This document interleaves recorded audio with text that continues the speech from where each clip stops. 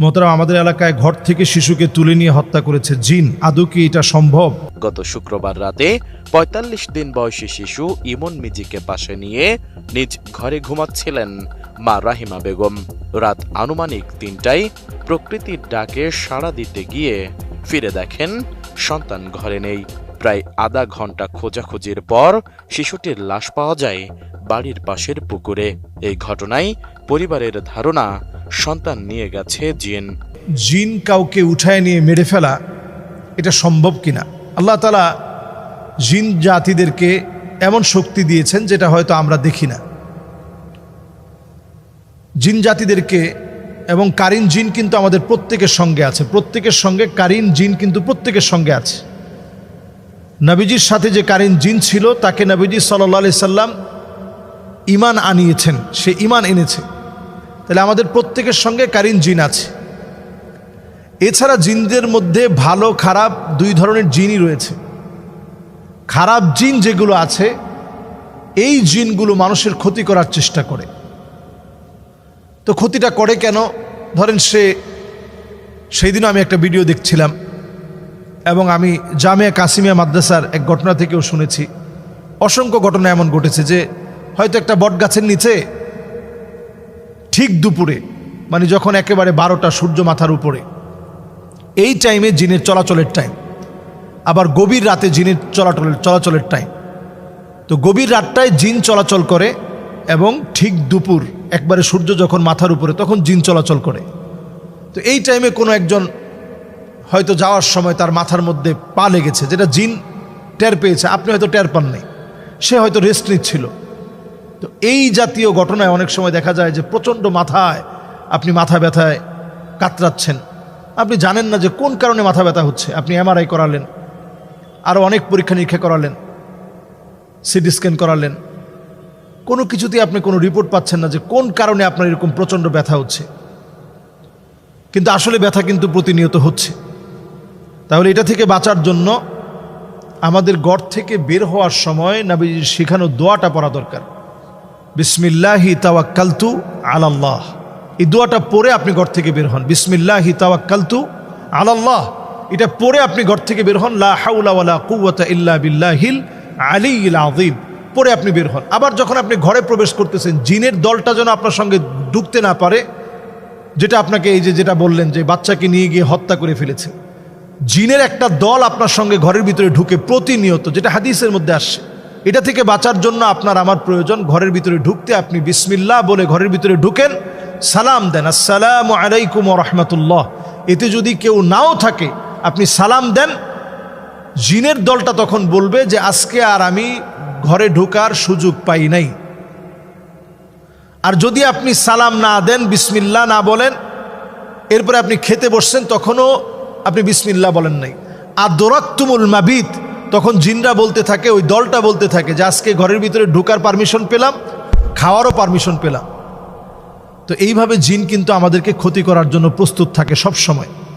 চুলগুলো যখন মহিলারা ছেড়ে ঘুমায় তখন অনেক সময় জিন ক্ষতি করার জন্য আসে। আপনি হাড়গোড়গুলো, কাটাগুলো আপনি পানির মধ্যে ফেলে দিয়েছেন, যেটা জিনের খাবার। এটার মধ্যে হাত দেওয়ার সঙ্গে সঙ্গে আল্লাহ তাকে রিজিক দিবেন।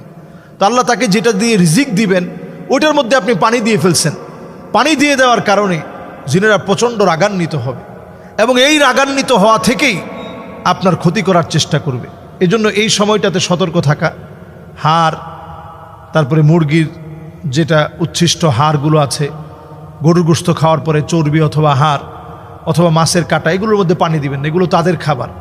যখন তারা হাত দেয় আল্লাহ তাআলা তাদেরকে রিজিক দান করেন। এজন্য এই খাবারগুলো নষ্ট না করা। আপনি যেই সময় ঘর থেকে বের হবেন দোয়া পড়ে বের হবেন, ঘরে ফিরবেন আপনি দোয়া পড়ে ঘরে ফিরবেন।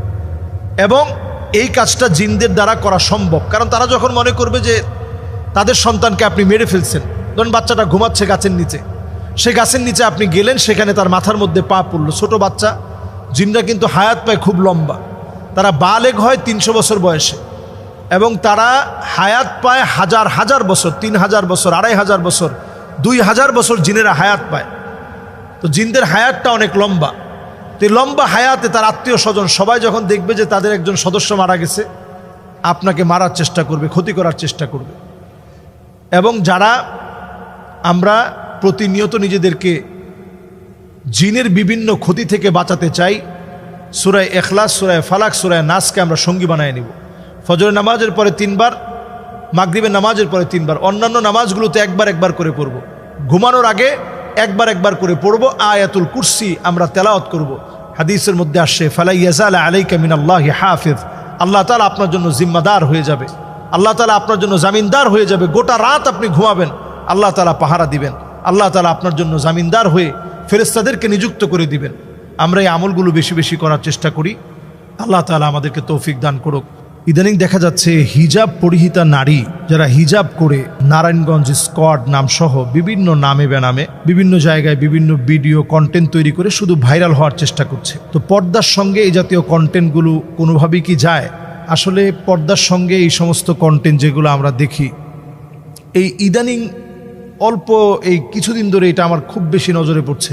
আলেম ওলামা অন্তত লিবাসে হোক, পোশাক পরিহিত অবস্থায় আপনি তো আলেম, অন্তত লিবাসে তো আপনি আলেম। স্বামীকে বলতেছে যে এটা কিন্তু আমার ভাই, বোরকা পরে অন ক্যামেরায় স্ক্রিনে এসে বলতেছে সে কিন্তু আমার ভাই। তো স্বামী কিন্তু ইতস্তত বোধ করতেছে। তো এই জাতীয় শব্দ চয়ন আপনি চিন্তা করতে পারেন, এটা যদি আপনি জেহারের জন্য বলে থাকেন, স্বামী যদি এই কথাটা বলে যে সে আমার বোন, উদ্দেশ্য হচ্ছে তাকে নিয়ে আমি আর সংসার করব না, তালাক দেওয়ার উদ্দেশ্যে বলে থাকে, তাহলে তালাক হয়ে যাবে। এই জাতীয় শব্দ শুধুমাত্র নিজেদেরকে ভাইরাল করার জন্য এখন হর হামেশা এখন ফেসবুকের ভিতরে, ইউটিউবের ভিতরে এগুলো আমরা দেখতে পাচ্ছি। নতুন করে দেখলাম যে একটা গ্রুপ নারায়ণগঞ্জ স্কোয়াড নাম দিয়ে তারা এখন বেশ বেপরোয়া হয়ে গেছে।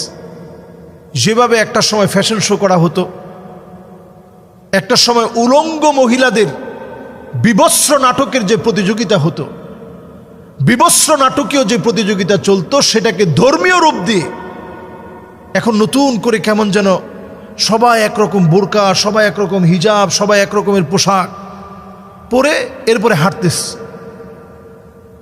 এবং এইটাকে আমরা মনে করতেছি যে বিশাল একটা ট্রেডিশন হয়ে গেছে।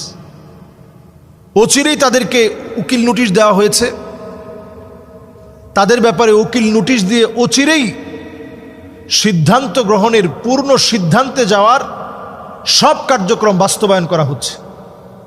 এবং এটা সময় লাগবে না, এটা অচিরেই ইনশাআল্লাহ উকিল নোটিশ যেটা করা হয়েছে তাদের ব্যাপারে, এটা শুধু এক জায়গা থেকে না, আমি বলবো যে সকল মহল থেকে এটা নিয়ে প্রতিবাদ হওয়া উচিত। আপনি যখনই হিজাব পরবেন, আপনি যখন বোরকা পরবেন, আপনি এটাকে বড় সম্মানের পোশাক বলে মনে করেন। ওয়ামান ইউআযযিম শাআইরাল্লাহ ফাইন্নাহা মিন তাকওয়াল কুলুব। আপনি মনে করেন যে পোশাকটা আমি পরেছি এটা আমার ইসলামের একটা শিআর, একটা নিদর্শন। ওয়ামান ইউআযযিম শাআইরাল্লাহ, আল্লাহর এই নিদর্শন কেউ যদি সম্মান করে, ওয়ামান ইউআযযিম শাআইরাল্লাহ ফাইন্নাহা মিন তাকওয়াল কুলুব, অন্তরে আল্লাহর ভয় আছে, এটা প্রমাণ করবে আপনার এই পোশাক।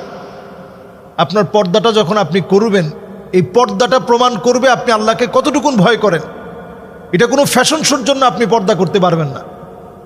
এখনকার পর্দার ট্রেডিশনটা এমন হয়েছে, একটা যদি অনলাইনে ভাইরাল হয় সবাই ওইটা কেনা শুরু করে। এটার নাম আসলে পর্দা না। পর্দা আপনাকে করতে হবে নিজেকে লুকানোর জন্য। আম্মাজানরা প্রশ্ন করছেন, ওয়ামা নাসনাউ বিজুয়ুলিহিন্না ইয়া রাসূলুল্লাহ, আমরা আমাদের যে গোড়ালি বের হয়ে যায় এই ব্যাপারে আমরা কি করতে পারি?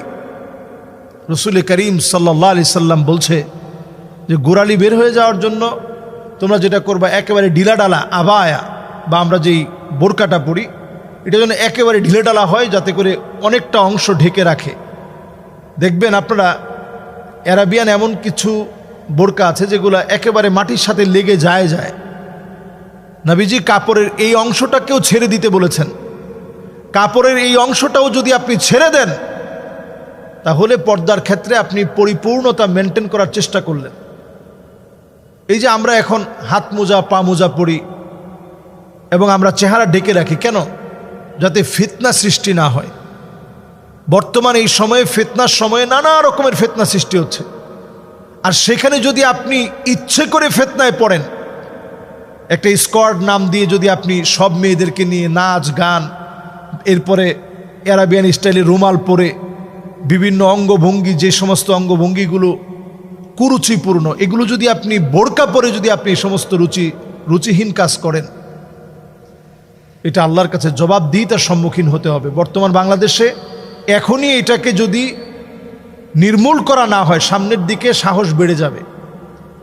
এবং এটাই অনেক সময় দেখা যাবে, এই যে সমস্ত স্কোয়াড নামগুলো দিচ্ছে, এগুলো একটা সময় দেখা যাবে এরা নানা রকমের অঙ্গভঙ্গিমা, নানা রকমের খারাপ কাজে তারা জড়িত হচ্ছে। এটার দায় তখন ইসলামের উপরে চলে আসবে এবং সমকামী গ্রুপ এদেরকে দিয়ে একটা সময় প্যাট্রোনাইজ করবে। খারাপকে প্যাট্রোনাইজ করার জন্য একটা সময় হিজাবকে ব্যবহার করা হবে। এই গ্রুপটাকে অনতি বিলম্বে থামায় দিতে হবে। আমরা দেখেছি অনেকগুলো নিউজ পোর্টালও এটা নিয়ে নিউজ করেছে, অনেকগুলো ভিডিও হয়েছে এবং তাদের ব্যাপারে আইনি নোটিশ হয়েছে। অচিরেই এটার আইনি নোটিশের বাস্তবায়ন আমরা দেখতে চাই এবং তাদেরকে বাড়তে দেওয়া কোনোভাবেই যাবে না। আল্লাহ তাআলা আমাদের সকলকে সংঘবদ্ধভাবে এই বাতিল অপচেষ্টার বিরুদ্ধে আমাদেরকে প্রচেষ্টা চালিয়ে যাওয়ার তৌফিক দান করুক।